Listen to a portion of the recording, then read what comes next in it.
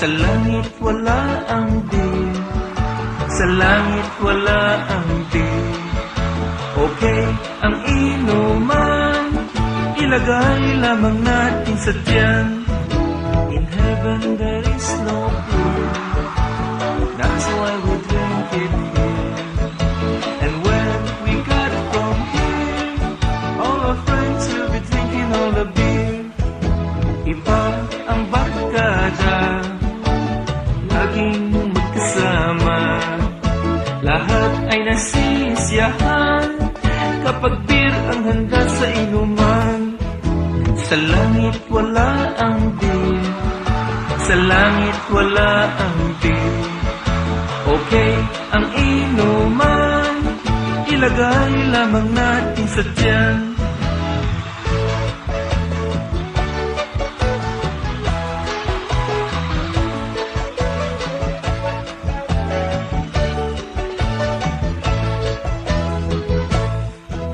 Kapag may inuman, baha ang pulutan.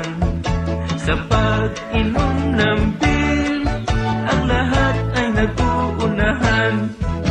Pag-iinom ng beer, konting alalay lang, upang hanggang bukas, pare ko ituloy ang inuman.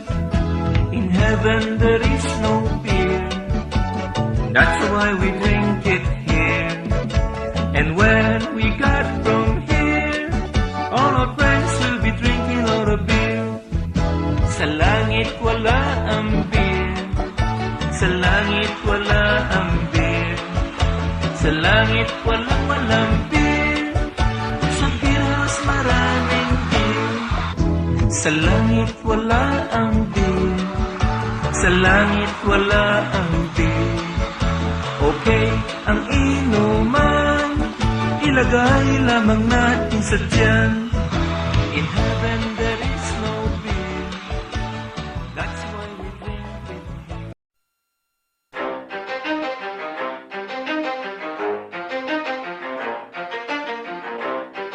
You ready? Let's go! Yeah! For those of you that want to know what we're all about, it's like this, y'all. This is 10% luck, 20% skill, 15% concentrated power of will, 5% pleasure, 50% pain, and 100% reason to remember the name. He doesn't need his name up in lights, he just wants to be heard, whether it's the beat of the mic. He feels so unlike everybody else, alone, in spite of the fact that some people still think that they know him. But fuck him, he knows the code. It's not about the salary, it's all about reality and making some noise, making a story, making sure his click stays up. That means when he puts it down, Tox picking it up. Let's go. Who the hell is he anyway? He never really talks much, never concerned with status, but still even him starstruck. Humble through opportunities given despite the fact that many misjudge him cause he makes a living from writing raps. Put it together himself, got a picture connects, never asking for someone's help or to get some respect. He's only focused on what he wrote, his will is beyond reach, and now it all unfolds, the skill of an artist. This is 20% skill, 80% beer, be 100% clear. Ang programang ito ay rated SPG. Striktong patnubay at gabay ng magulang ang kailangan. Maaaring may masiselang tema, lengguwahe, karahasan, sexual, horror o droga na hindi angkop sa mga bata.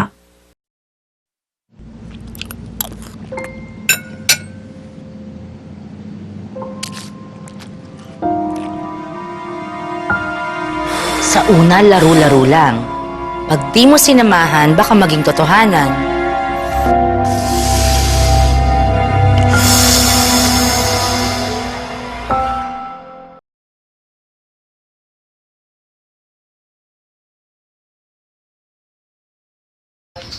Papatanggal ng problema. Problema sa family problem,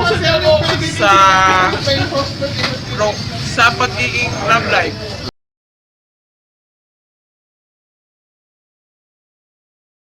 Isang araw, nakakalimutan mo.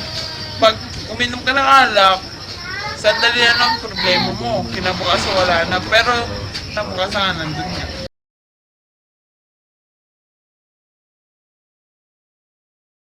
nasabi na yan sa akin ng parents ko.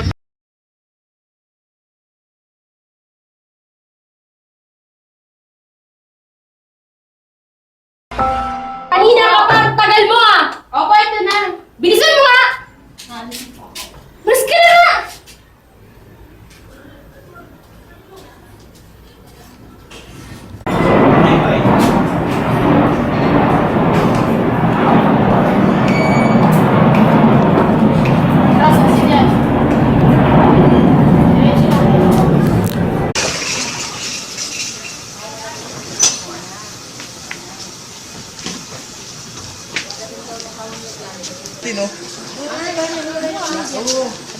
Ano na ito? Magpapaliwanag ako, Erika. Ano ba? Paliwanag mo, kita ko na. Ikaw babae ka, sino ka? Girlfriend niya ako. Ikaw, sino ka ba? Girlfriend niya rin ako. O, teka lang. Huwag kayong mag-away. Magpapaliwanag ka ako eh. Hindi, ano ba yung sabihin niyo? Ano ba to? Alam mo, Erika, nasasakal na ako sa'yo. Hindi na kita mahal, kaya nga magbe-break na tayo. Ang ginawa sa akin to? Hindi na kita mahal eh. Wala na ako nararamdaman sa'yo. Ayop ka, ayop kayo.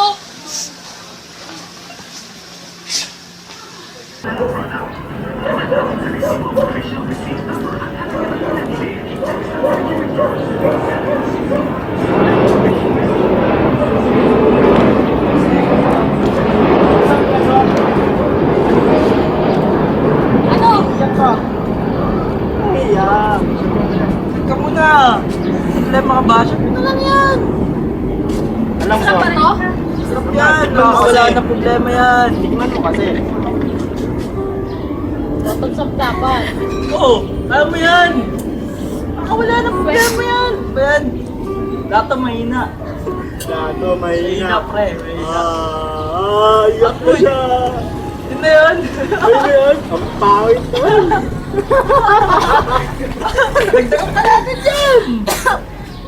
Paano mawala ng problema mo yan? Konti lang ininom mo. Wala ba ito ng problema? Oo. Laki ba ba? Bakit ano ba problema Sama na ito. Bakit ano ba problema mo? Ano ba problema mo? Puka mo na dyan. Dito ako ka. Dito ako mabuhali ka. Oh. Doon ka. Ano ba problema mo? Siyempre. Ano ba problema mo ha? Napag-break lang naman sa akin yung boyfriend ko. Dahil dyan kakantahan ka namin. Let's go ulit. Sige ulit. Tama wala yung problema mo. yan. Agad labi pa. Talagang negers na negers eh. Ayun ka! Ba't kang nasa? Natural, red siya. Sinisipa. Taga ka, matamis ka. Grabe ah. Kapulutan para ano, wala yung pait. Ano ba problema mo? Chaser ito, chaser. Ano ba problema mo sa boyfriend mo? Pag-break na, kulit mo rin eh, no? Siyempre, anli ako eh. Naka-send ako sa 4545. Pre, ano? Design na ako, pare. Anong oras na ba? Hindi mo nga, hindi ko makita eh. Wala eh, hindi naman tama yung orasan mo eh. Alas 2. Wala, alas 2 na ng ano, pre. Madaling araw, pre. Uwi na ako. Uy ka na ba? Oo na, hatid na kita. May win ka ba? Oo naman! Ah, sige, sige. Ano hatid na? Sige, Hatid atin na natin, pre! Pre, ingatan mo yan, pre. Hatid Kahit na natin, ganyan pre! yan, pre. Mamaya, hindi kami makita sa dilim eh. Hindi na rin ako makatayo, pre. Sige na. Sige, pre. Hatid ka na. Sige. Kaya nga. Ano na ba tayo? Teka lang, nahilod na nga rin ako. Nahilod ako. Mama, man ako. Oh, bakit kaya lang? Ha? Ano nangyari dito? Ayun. Ano pa ba yung natutumpa ka yung nainom ah? Ma, idol kita. Anong idol ha? Kailan ka pang natutong uminom? Ay, kanina lang.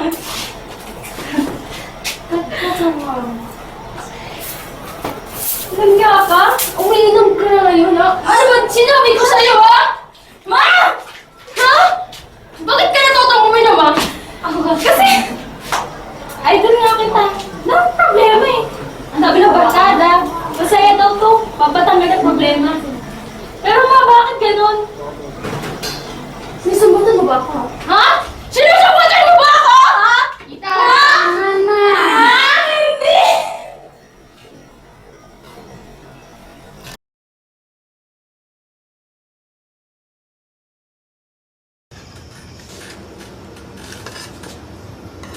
O, late ka na yata nakauwi kagabi.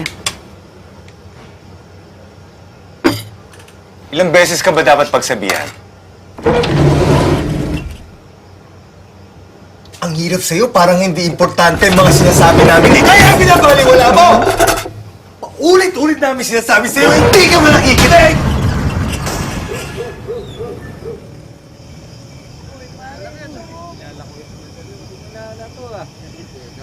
3 out of 4 teens ang ayaw kumain madalas kasama ang pamilya. Gawing masaya ang hapag-usapan.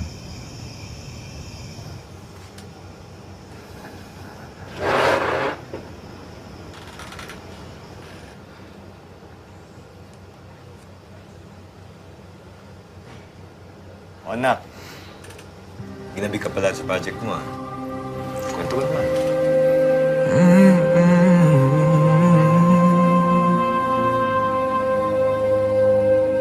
I remember years ago, someone told me I should take caution when it comes to love. I did. And you were strong and I was not. My illusion, my mistake. I was careless, I forgot I did.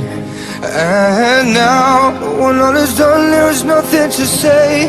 You have gone and so effortlessly.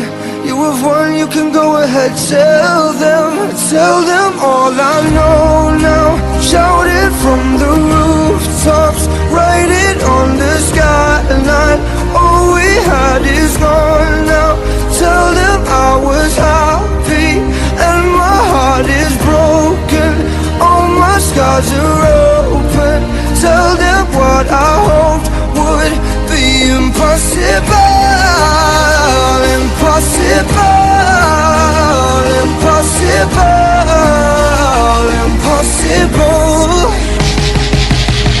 Falling out of love is high. Falling for betrayal is worse. Broken trust.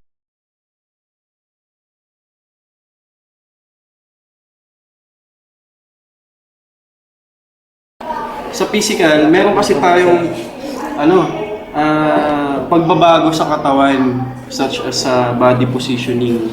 Ito, nangyayari to kapag ang isang tao ay nakainom ng madami or naka-intake ng alcohol content beyond sa kanyang limit.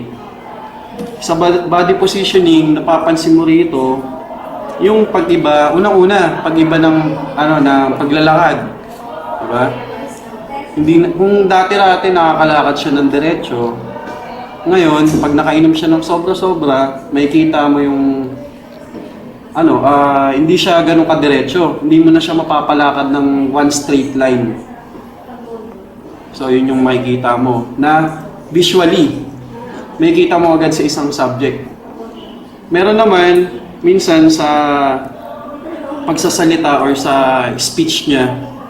Sa speech, nagkakaroon dito ng problem or minsan napapansin mo nagiging slurred. Pag sinabi nating slurred speech, nabubulol, hindi na diretso yung pagsasalita, parang nalulunok niya yung dila niya. Kung siguro naman nakakita na kayo ng tao na sa sobrang kalasingan, yung, oy, ano ba, sino ba kayo? Ganun. Parang hindi niya na rin alam kung ano yung sinasabi niya. Diba? Nagkakaroon ng disorientation. Yun. Sa disorientation, or sa malalaman mo yun kapag tinanong mo siya kung anong oras na, specific time, hindi niya alam, hindi niya masagot, kahit na may suot siyang relo. Diba? Sabi mo, anong oras na kuya? Sabi niya, hindi ko po alam. Ganun. Magsasabi siya sa'yo nang hindi siya sigurado. Number 1, magsasabi rin siya ng, number 2, magsasabi rin siya ng hindi niya alam kung nasang lugar siya. Dahil nga, severe na yung na-intake niya na alcohol. Tapos, sa emotions naman, minsan mapapansin mo, ang emotions kasi ng tao, lumalabas ito kapag unconscious.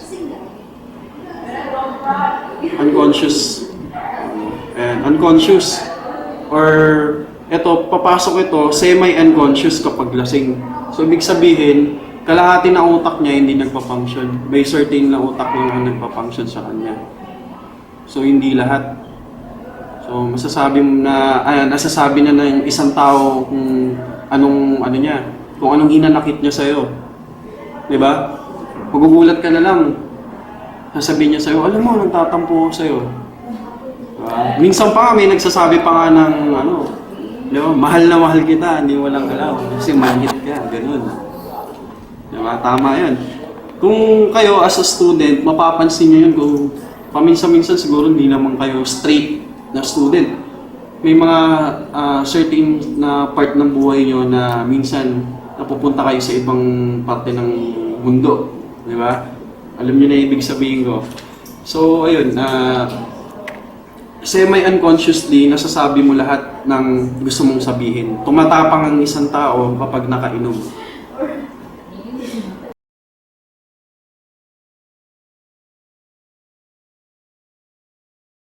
Sa wine kasi, eto, made naman to sa, sa ubas or grapes. Yung ubas na yan, alam naman natin din na organic din yan. Pero may pero pa rin yan. Ibig sabihin, hindi pa rin siya nakakaganda sa katawan kung sobra-sobra yung pag-inom. May tamang pag-inom lang tayo. Ang pag-aaral namin dito, nung college ako, nung nag-aaral ako, 1 jigger or 1 shot glass lang dapat sa wine per night. Kasi nakakatulong to sa blood circulation. Nakakatulong din to ng fats sa katawan. So yung fats na yun, pag na-dislodge kasi yun or natanggal sa ugat, dumadalo yun papunta sa puso. Anong nangyayari doon, pagka bumara yun sa puso, ng katagalan, nagkakaroon ng mamamatay yung puso natin, yung ibang part. So doon nagkakaroon ng MI or tinatawag namin myocardial infarction or in layman's term, nagkakaroon ng heart attack. So nakakatulong yun para ma-prevent yung prevention ng accumulation of fats through blood vessel. Kung tatanungin ako kung anong mas safer, wine ako. Sa wine. Ang beer, safe din siya, mas maraming umiinom, gawa sa malt, pero nagpo-produce siya ng fat or cholesterol, which is very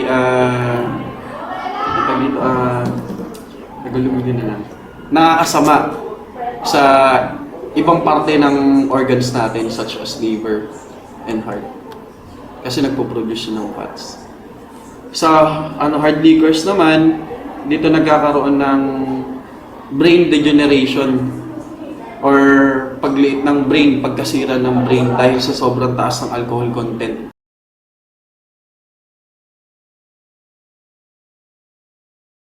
Merong good effect siya yung pag-inom ng mga alcoholic beverages or liquors.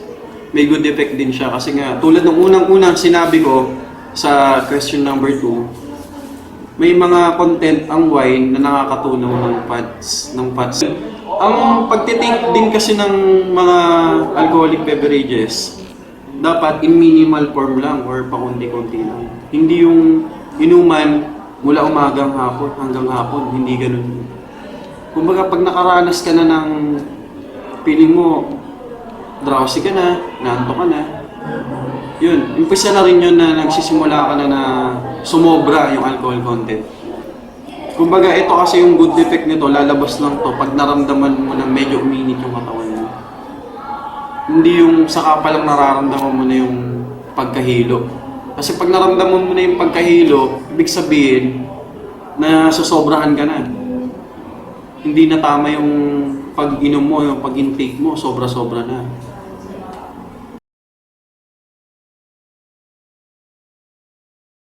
Symptoms ng pagiging alcoholic. Number 1, craving or nagki-crave siya. Marinig pa lang na, uy, nagiinuman kami. Or may nagiinuman sa kanto. Yan, yung mga craving, ibig sabihin, parang naglilihi. Marinig pa lang yung isang bagay, naglalaway na siya. Parang buntis. Kumbaga, parang mangga yan eh. Di ba? Marinig mo pa lang na mangga, maglalaway ka na. Yun ang isang simptomas na nagkakaroon na ng alcoholism ng isang tao. Pangalawa, yung gumagawa na siya ng paraan para makainom lang. Gumagawa yun. Tulad ng pagtakas, matakas tuwing gabi. Hindi nagpapaalam sa nanay o tatay, sa girlfriend, o kaya kahit sino man. Tapos parang addiction din yan eh. Doon na nagkakaroon ka ng time na mas gugustuhin mo pang uminom kaysa sa kumain. Yun. Mas gugustuhin mo pa na maglakad ka ng pagkalayo-layo basta makainom ka ng alak. Or kahit madampian lang na alak yung labi mo. Next dito, yung denial. Denial ng tao. O denial ng isang subject. Na pag tinanong mo siya kung nakainom ba siya, kung lasing siya, ang isasagot niya sa'yo, nakainom lang, konti lang. Pero makikita mo, base sa paggalaw niya, sa pagsasalita niya, lasing talaga siya. Maamoy mo rin. Tapos, masasabi mo rin siya na isa na siyang alcoholic kapag ginagawa niya ng tubig yung alak.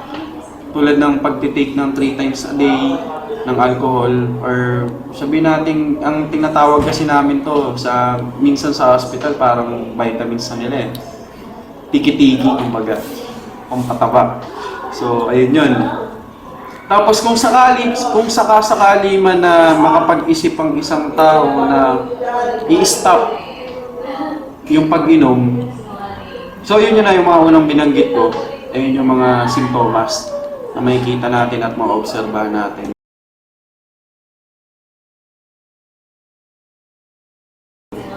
At kung sakali man na, kung sakali man na makapag-isip ang isang tao o isang subject na tigilan ng pag-inom or cessation na tinatawag, magkakaroon siya ng withdrawal syndrome.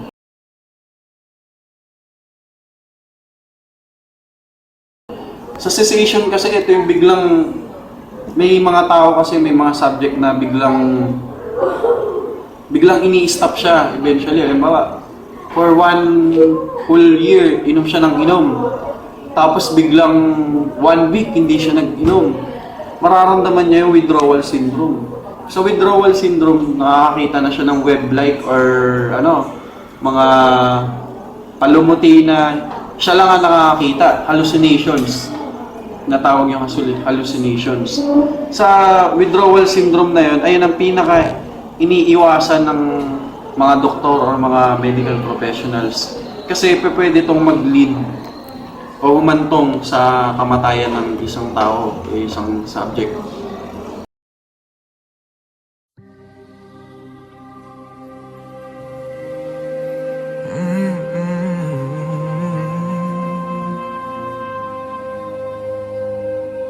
I remember years ago, someone told me I should take caution when it comes to love. I did. And you were strong and I was not. My illusion, my mistake. I was careless, I forgot I did. And now, when all is done, there is nothing to say. You have gone and so effortlessly. You have won, you can go ahead, tell them all I know now. Shout it from the rooftops, write it on the skyline. All we had is gone now. Tell them I was happy and my heart is broken. All my scars are open. Tell them what I hoped would be impossible. Impossible.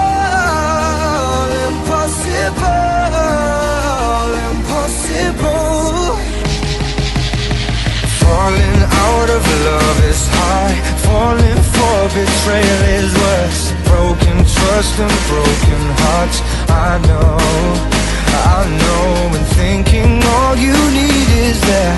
Building faith on nothing was. Empty promises will wear. I know, and now when all is done, there is nothing to say.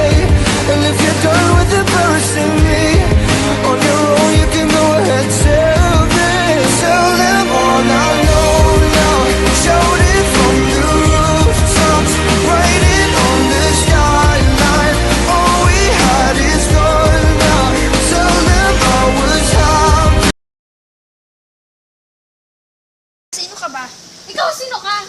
Teka, explain this, okay? Wala. Cut. Ano ibig sabihin na ito? Papaliwanag ka, Erika. Papaliwanag kitang-kita ko na sa inyo dalawa. Ano ba? Sino ka? Ikaw yung sino? Boyfriend ko siya, ikaw. Kuyo ka.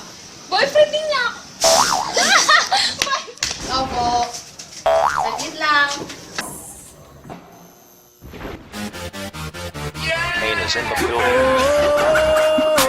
It's Mr. Steal Your Girl.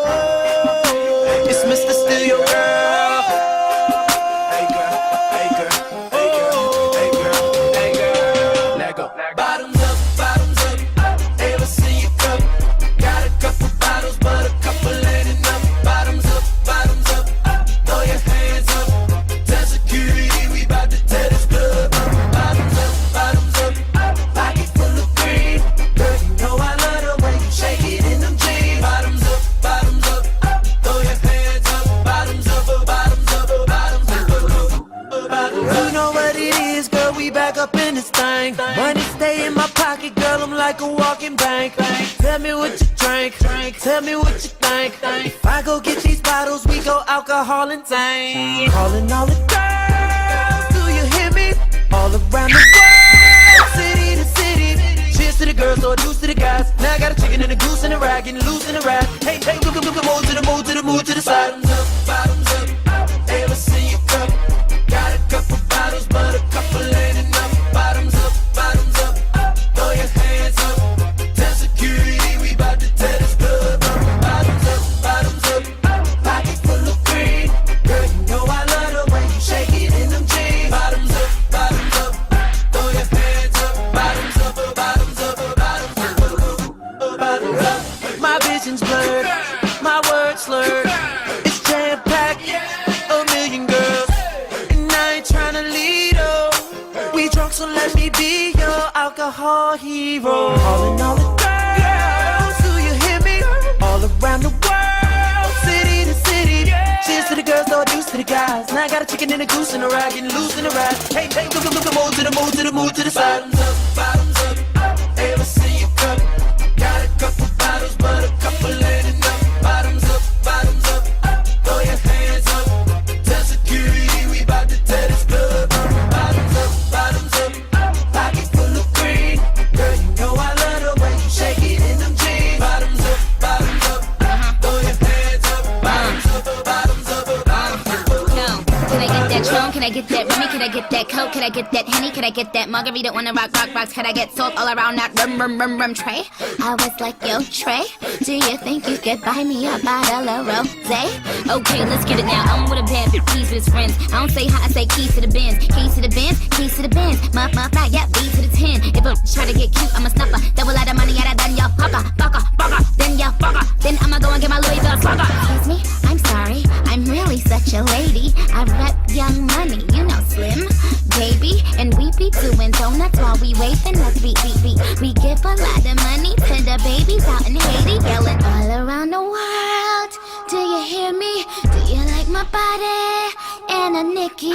Rest in peace to Anna Nicole Smith. Yes, my dear, you're so explosive. Say hi to Mary, and Joseph. Now bottoms up and double my dosage. Bottoms up, hey, let's see you cup. Got a couple bottles, but a couple ain't enough. Turn your bottoms up, throw your hands up. Tell security we bout to tear this club up. Bottoms up, pocket full of green. Girl, you know I love the way It's you not shake it. that I'm drunk. I'm good. Trick or treat, let's do it. Bottoms up. I am the land sky. Bottoms up. I'm Roman. Young Bottoms up.